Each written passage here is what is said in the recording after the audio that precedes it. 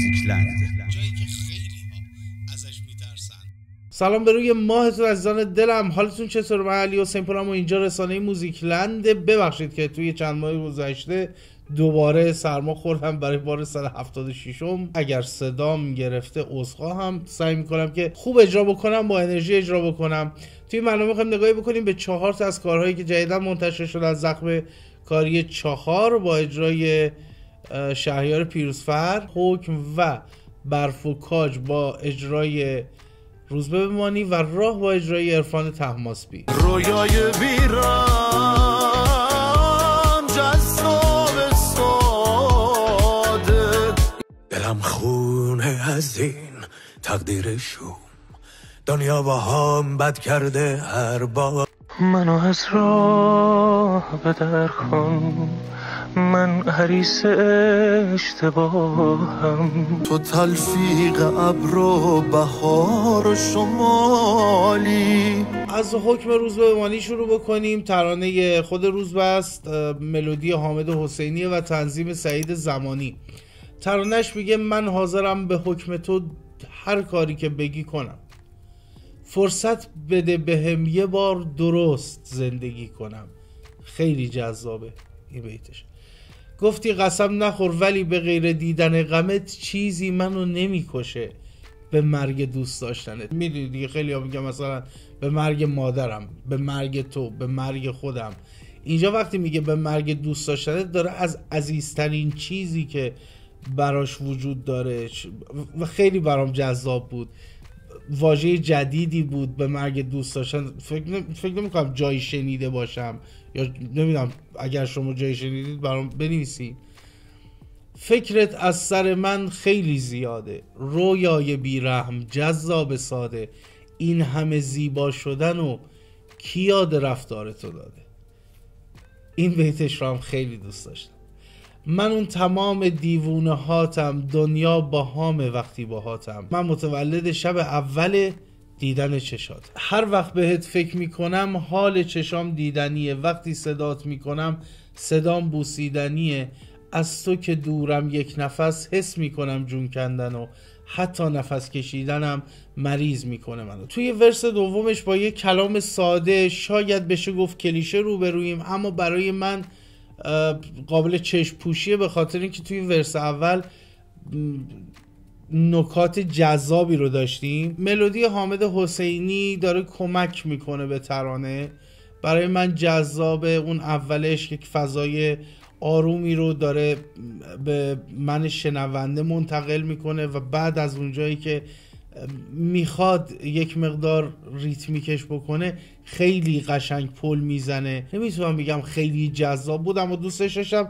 اون آکوردهای تکراری همیشه کارهای روزبه بمانی هم توی این کار سعید زمانی شنیدیم، اما از اونجایی که کار اوج میگیره و اون شلوغی تنظیم بسیار به نظر من بجاست، جایی که میخواد اون انرژی رو منتقل بکنه کارشو داره درست انجام میده سعید زمانی و به نظرم نمره قبولی رو میگیره. از نظر من، این نظر شخصی منه، میتونه با نظر شما متفاوت باشه، اما حتما به ما بگید که نظر شما در رابطه با حکم روزبه بمانی چیه. فکرت از سر من خیلی زیاده.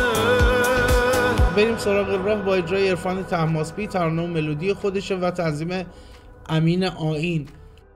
ترانه میگه منو از راه بدر کن، من حریص اشتباهم، اگه سهم من تو باشی سر به راهم، منو از راه بدر کن، جاده صافه من کلافم، یه نخ از عشق تو میخوام تا باهاش رویا ببافم، ای همیشه یاور من، ای پناه آخر من، با تو شاید زیر و رو شد با نگاهی باور من.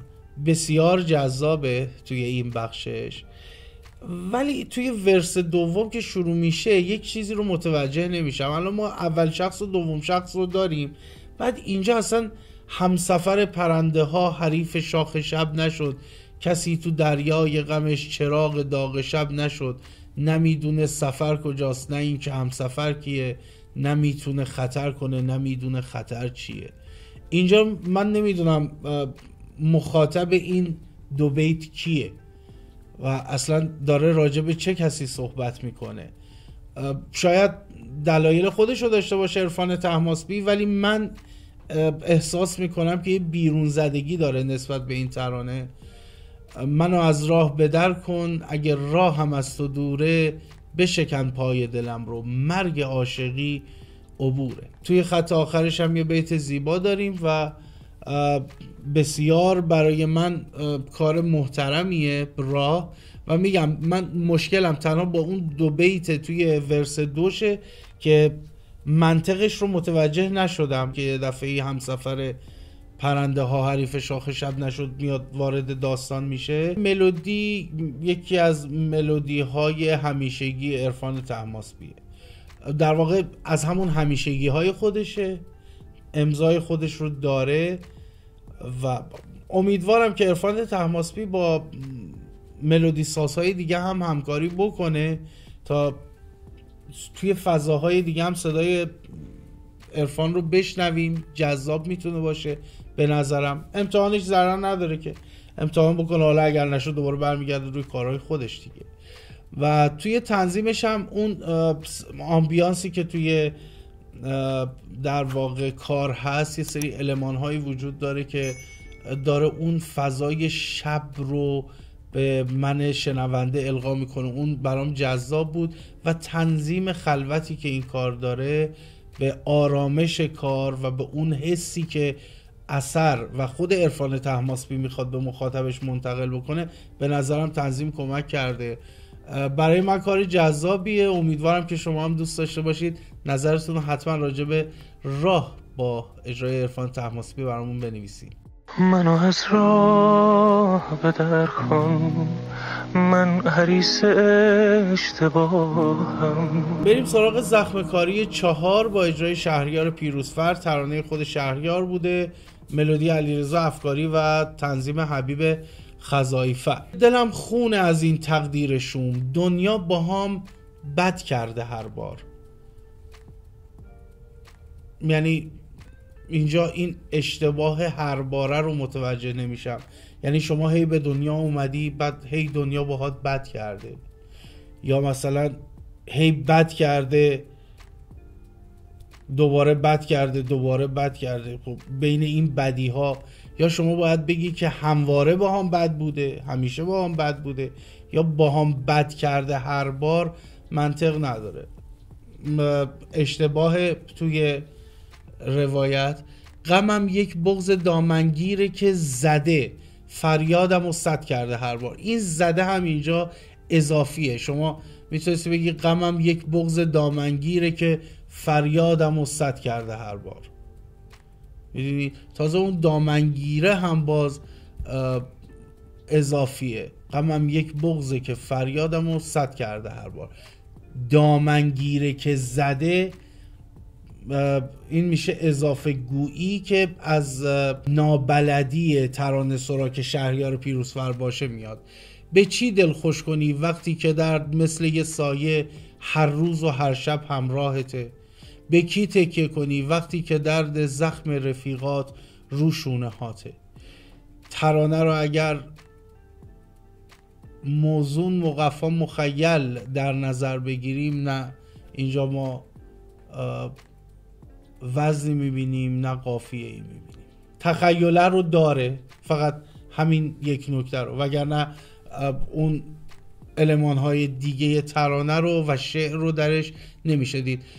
به عمق درد من دقت کنی، تنها تر از قبلم عمیقه. باز اینجا یک ایراد داریم ما. تنها ببین اصلا 2 تا جمله است که در کنار همدیگه هیچ معنایی ندارن. به عمق درد من دقت کنی عمیقه، خب این یه جمله است. تنها تر از قبلم هم یه جمله است. حالا این 2 تا رو شما تلفیق کردی که هیچانه ازش میاد بیرون. به عمق درد من دقت کنی، تنها تر از قبلم عمیقه. یعنی چی؟ میگه کسی دلواپسم نیست، سفر درد منه، دور از تو و تنهایی مطلق. باز اینجا باید میگفتین دور از تو تنهایی مطلق. دور از تو و تنهایی مطلق احساس میکنم این هم ایراد داره به لحاظ روایی. چرا باید برم کم رنگ شم ای زندگی، یعنی بسم نیست به چی دل خوش کنی وقتی که درد مثل یه سایه هر روز و هر شب همراهته. بکی تکی. ترانه این کار توی شاید بشه گفت نابلدترین حالت ممکنه خودش. میشه علاقه شهریار پیروزفر رو، میخواستم بگم پارسا پیروزفر، شهریار پیروزفر رو متوجه شد برای نوشتن این کار و برای نوشتن ترانه، ولی خب خام بودنش، ناپخته بودن کلامش کاملا مشخصه. به نظر من خیلی باید بیشتر تلاش بکنه، بیشتر دقت بکنه و بیشتر تمرین بکنه تا بتونه به یک شاید به یک ترانه حداقلی دست پیدا بکنه. هرچی داریم میریم جلوتر حالم داره بهتر میشه. امیدوارم بتونیم زودتر جمع بکنیم این داستانو تمام شه. در رابطه با تنظیم حبیب خزایفر، خب اون همیشگی در واقع تیتراژهای زخمی کاری بود که میومد با متن، با موسیقی متن سریال تیتراژ رو تلفیق میکرد و کار رو میداد بیرون. توی این کار یه مقدار تفاوت‌هایی باز داشت نسبت به 3 تا تیتراژ قبلی که بهنام بانی و مهدی دارابی و یکیش هم محسن چاوشی اجرا کرده بودند. ملودی علیرضا افکاری رو برای اولین بار بود که دوست نداشتم. دلیلم هم اینه که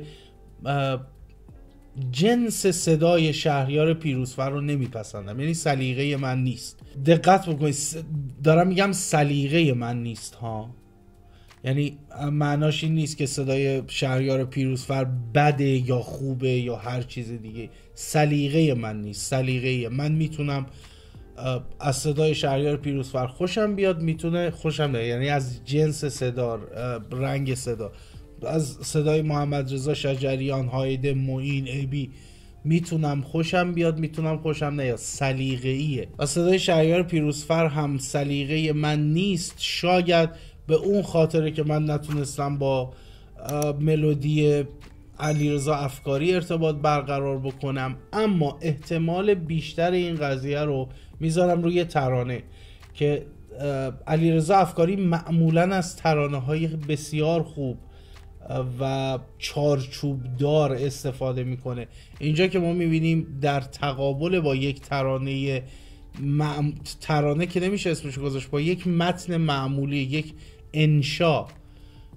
یک انشای معمولیه، به نظرم کار در نیامده و لذت نبردم حتی یک سر سوزن. باز هم تکرار میکنم سلیقه من نیست این جنس صدا و قطعا خیلی ها میتونن دوست داشته باشن، اصلا حرجی هم بهشون وارد نیست. سلیقه من نیست.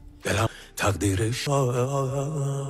بریم سراغ برف و کاج که دوباره باز همون کسته ترانه روزبه بمانی، ملودی حامد حسینی و تنظیم سعید زمانی. ترانه پر از فضاسازی های غریبه، شاید بشه اسمشو گذاشت یک ترانه سورئاله.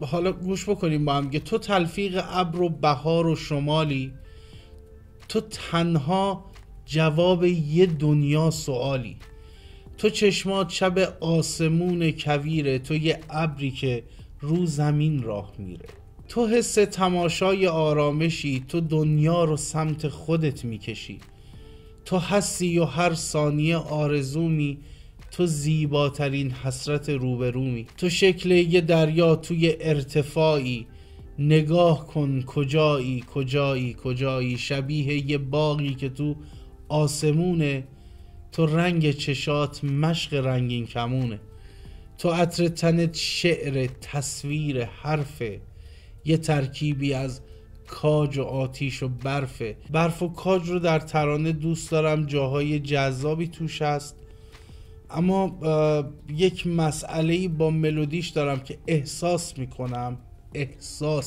یعنی اصلا میتونه قطعی نباشه این اتفاق، ولی احساس میکنم که توی اجرای زنده با مشکل روبرو بشه روزبه بمانی و نتونه اجراش بکنه. تنظیم سعید زمانی هم مثل 90% اوقات یه تنظیم خلوت شیک جذاب گوشنوازی شنیدم. تبریک میگم به تیم برف و کاج که همون تیم حکمه و این رو هم بگم بعد از مدت ها 2 تا کار پشت سر هم جذاب شنیدم از روزبه بمانی که به دلم نشسته، که حکم بود یکی برف و کاج بود که ظاهرا در قالب یک مینی آلبوم دارن کارها رو به صورت تک ترک منتشر میکنن. فکر کنم برف و کاج یا اولیش بود یا حکم اولیش بود، نمیدونم. اگر میدونید برام بنویسین و دمتون گرم که برنامه رو دیدید. حتما نظراتتون برامون بنویسین، خیلی برام مهمه. نظراتتون همه رو میخونیم. به شرط بقا خیلی زود میبینمتون.